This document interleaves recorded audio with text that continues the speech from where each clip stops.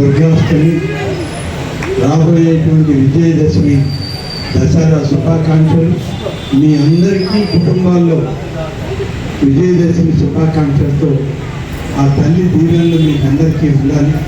ప్రతి కుటుంబం కూడా నిత్య సౌభాగ్యంగా వెలిసిల్లాలని చెప్పి ఆ వాసవి కన్యాక పరమేశ్వరి అమ్మవారిని కోరుకుంటూ ఈరోజు మీ ముందు మాట్లాడేటువంటి ప్రయత్నం చేస్తాం. మామూలుగా ఈ శాఖ రావడం అనేటువంటిది అది బహుశా అది దైవాజ్ఞ అనుకోవాలి. నేను ఎప్పుడు కూడా ఈ శాఖ వస్తుందని, దీనిలో అంత అర్థం పరమార్థం ఉందని దైవభక్తి, దైవాన్ని పూజించడం ప్రతినిత్యం, దైవ ఆశీస్సుల కొరకు నిత్యం కోరుకోవడం, ఇది మా కుటుంబంలో ఆనవాయితీగా మా తండ్రి గారి దగ్గర నుంచి మాకందరికీ వచ్చినటువంటి. ఇవాళ నా కూతురు కూడా అమ్మవారి మాలేసుకుని దుర్గా మల్లేశ్వర స్వామి యొక్క సన్నిధిలో ఇవాళ మాలను ధరించి అక్కడనే పూజలు చేసుకుంటూ తను ఆగిపోయింది.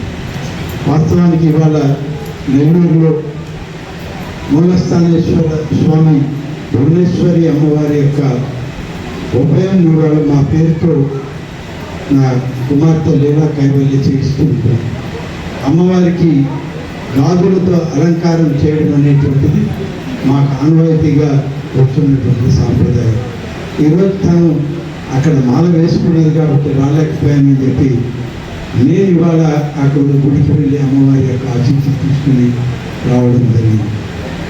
మరొక విషయం సురేష్ బాబు చాలా చెప్పారు, దానికి అంత అవసరం లేదు. ఎందుకంటే ఇవాళ మీరందరూ నా కుటుంబ సభ్యులు, అక్క చెల్లెమ్మలు, తల్లులు, మీ అందరి ఆశీస్సులు ఉండబట్టి నా రోజు నేను ఈ స్థాయిలో మీ అందరి ముందు నిలబడగలిగాను. ఆ తల్లి వాసవి కన్యకా పరమేశ్వరి దేవి యొక్క వారి ఆశీస్సులు, మీ అందరి దీవెనలు ఉండబట్టి ఈరోజు ఆత్మకూరు నియోజకవర్గంలో మళ్ళీ శాసనసభ్యులు కావడం, ముఖ్యమంత్రి గారు తన మంత్రివర్గంలో తీసుకొని ఈ శాఖని నాకివ్వడం అనేటువంటిది ఇది అదృష్టంగా భావిస్తారు.